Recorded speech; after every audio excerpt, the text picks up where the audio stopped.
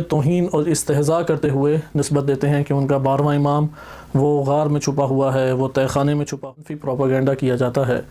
منفی ایک چہرہ مہدویت کا پیش کر کے شیعوں کی طرف اس کی نسبت دی جاتی ہے، اور وہ یہ نسبت ہے کہ شیعہ اس بات کے قائل ہیں یا ماضی میں کبھی قائل رہے ہیں کہ ان کا 12واں امام کسی غار میں پوشیدہ ہے یا کسی تہہ خانے میں پوشیدہ ہے۔ بسم اللہ الرحمن الرحیم۔ اس حدیث کی سند کے اوپر انشاءاللہ بحث کریں گے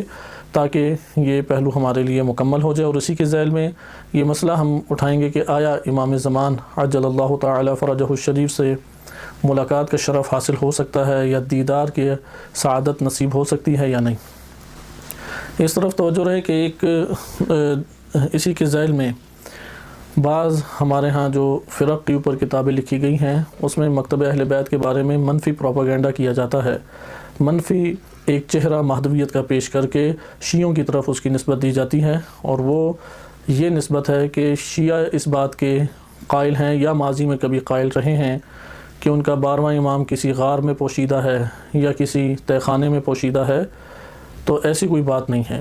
اگر آپ کتابیں ہم مکتب اہل بیت علیہ السلام کی قرن سوم، قرن چہارم، چوتھی، پانچویں، تیسری صدی ہجری کی اٹھا کے دیکھ لیں، وہاں پہ مکتب تشیع کا ایک ہی نظریہ موجود ہے، اور وہ یہ ہے کہ لوگوں کے درمیان زندگی بسر کرتے ہیں، کسی جگہ پہ چھپے ہوئے نہیں ہیں، نہ کسی غار میں، نہ کسی جزیرے میں،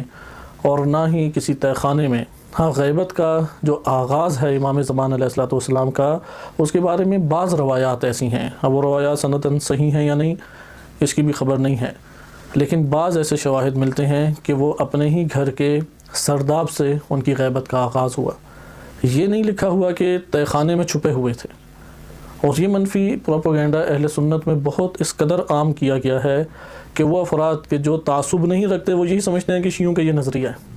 حالانکہ تشیع کا یہ کبھی بھی نظریہ نہیں رہا، نہ ماضی میں رہا ہے اور نہ حال میں موجود ہے۔ لہذا اس نظریے کی جو اس نظریے کا رد، جو باطل نظریہ منسوب کیا جاتا ہے، اس کا رد بھی انہی روایات سے ہو جاتا ہے،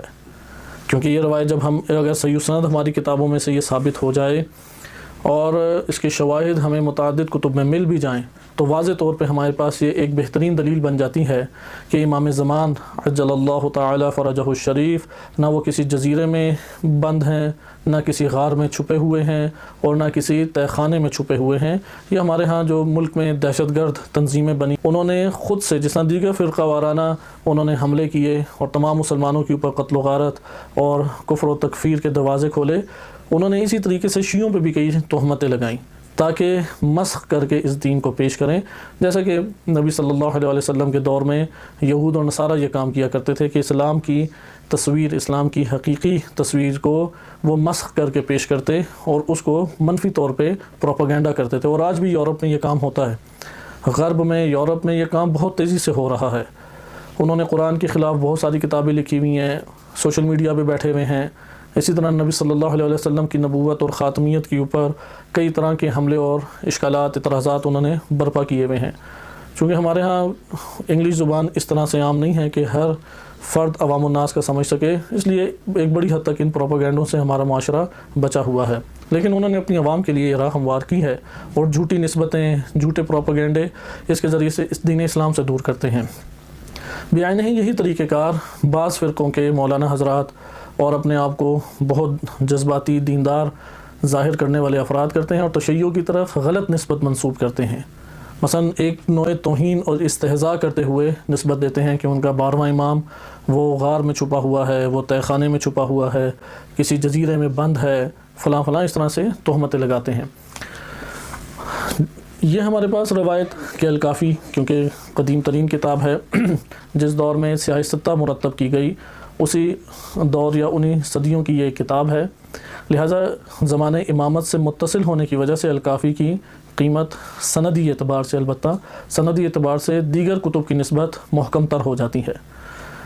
لیکن اس کا یہ مطلب نہیں ہے، سند ایک پہلو ہے نہ کہ کل ہے۔ جیسے کہ مسلمانوں میں ایک بہت بڑا مسئلہ اس جانب سے بھی آیا کہ انہوں نے سند کو ہی اصل ایمان سمجھ لیا، سند کو ہی انہوں نے آخر دین سمجھ لیا، اور سند کی بنیاد کے اوپر انہوں نے چیزوں کا تجزیہ تحلیل شروع کر دیا، حالانکہ سند صرف اور صرف یہ ثابت کرتی ہے کہ آیا یہ مضمون اور یہ متن صادر بھی متکلم سے ہوا یا نہیں ہوا۔ اب اگر ثابت ہو گیا تو ثابت ہونے کے بعد اس کا جائزہ لیا جائے گا کہ آیات کے تناظر میں، نبی صلی اللہ علیہ وسلم کی دیگر روایات کے تناظر میں اس کو جانچا جائے گا۔ لہذا اس روایت کے ذریعے سے یہ شبہ جو بعض منحرفین اور دشمنان اسلام انہوں نے مکتب اہل بیت علیہ السلام کی طرف منسوب کیا ہے کہ ان کے 12ویں امام وہ پوشیدہ ہیں کسی غار میں، یا وہ پوشیدہ ہیں کسی سرداب میں یا کسی جزیرے میں، اس کی شدت سے نفی ہو جاتی ہے، کیونکہ مضمون اس کا یہ ہے یفقد الناس امامہم، کہ لوگ اپنے امام کو کھو دیں گے، یعنی لوگوں نے اور معاشرے نے ایک عمل ایسا انجام دیا کہ ان کی نگاہوں پہ حجاب چڑھ گئے۔ اور یہ ماضی میں بھی ہوتا رہا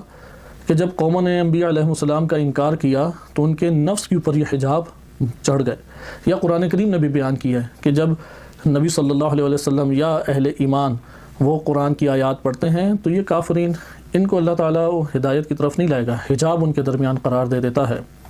لہذا یہاں پہ جو اللہ کی طرف نسبت دی گئی ہے یہ مرحلہ دوم ثانوی طور پہ نسبت ہے، وإلا اللہ تعالیٰ سب کو ہدایت کرنا چاہتا ہے۔ در حقیقت لوگوں نے ایسا قدم اٹھایا جس کی وجہ سے وہ حجاب ان کے وجود پر چڑھ گئے۔ اسی طریقے سے یہاں پہ دقت کیجئے، یفقد الناس امامہم، لوگ اپنے امام کو کھو دیں گے، یعنی معاشروں نے ایسے اپنے گناہوں کو برپا کیا، یا معاشروں نے اپنے نفوس کے اندر اس طرح سے بدعمالیوں کو جنم دیا، کیونکہ نفوس کا رخ ایک ہوتا ہے، ہر عمل انسان جو انجام دیتا ہے اس کا رخ ہے، اگر اس کا رخ مادیات کی طرف ہو، اگر اس کا رخ شہوات کی طرف ہو تو انسان اور اس کا وہ معاشرہ اسی جانب بڑھتا چلا جاتا ہے۔ جیسے آج کے دور میں آپ وطن عزیز پاکستان کی مثال لے لیں کہ اس میں پورا معاشرہ ایک مفادات کی طرف بڑھنا چاہتا ہے، لہذا جب بھی الیکشن کی باری آئی، حکمرانوں کی باری آئی، وہ سارے کے سارے دوست دشمن اور یہ سارے کے سارے ضابطے بھول جاتے ہیں، اور مفاد کی بنیاد پہ وہاں پر ووٹنگ ہوتی ہے، مفاد کی بنیاد پہ تعلق قائم کیا جاتا ہے۔ لہٰذا اگر اس اعتبار سے ہم آئیں اور دیکھیں تو یہاں پر بھی یہی کہ معاشرے کے اندر ایسے عوامل اور اسباب جنم لیے کہ لوگوں نے اپنے امام کو خود کھو دیا، یفقد الناس امامہم۔ دوسرا جو ہمارے پاس روایت کا حصہ ہے وہ اس تہمت کا جواب بھی ہے جو اہل بیت علیہ السلام کے مکتب کے اوپر لگایا جاتا ہے، اور بعض نام نہاد علماء یا بعض ایسے منحرف فکر افراد کہ جو دوسرے فرقہ جات کے مقدسات کی توہین کرتے ہیں، فرقہ واریت کو جنم دیتے ہیں، وہ امام زمان علیہ السلام، امام مہدی علیہ السلام کے اوپر اس طرح سے تہمت لگاتے ہیں کہ شیعوں کا نعوذ باللہ یہ نظریہ ہے کہ ان کے 12ویں امام کسی غار میں چھپے ہوئے ہیں، کسی سرداب میں چھپے ہیں، کسی جزیرے میں چھپے ہوئے ہیں، تو ایسی کوئی بات نہیں ہے۔ نہ ماضی میں کبھی تشیع کا یہ نظریہ رہا ہے۔ بعض اہل سنت مورخین ہیں، بعض سیاح ہیں جیسے ابن بطوطہ یا اس طرح سے افراد، یا بعض منحرف گروہ ہر دور میں پائے گئے ہیں، جیسے غالی ایک طبقہ ہے اہل سنت میں، ناسبی ایک طبقہ ہے۔ اب ناسبیوں کو اہل سنت کا نام تو نہیں دیا جا سکتا، غالیوں کو شیعوں کا نام نہیں دیا جا سکتا، جس طرح سے یہ احمدی قادیانی اہل سنت سے نکلے ہیں تو ان کو ہم اہل سنت کا نام نہیں دے سکتے۔ یا بہائی فرقہ، بہائیت، کہ جن کے کفر کے اوپر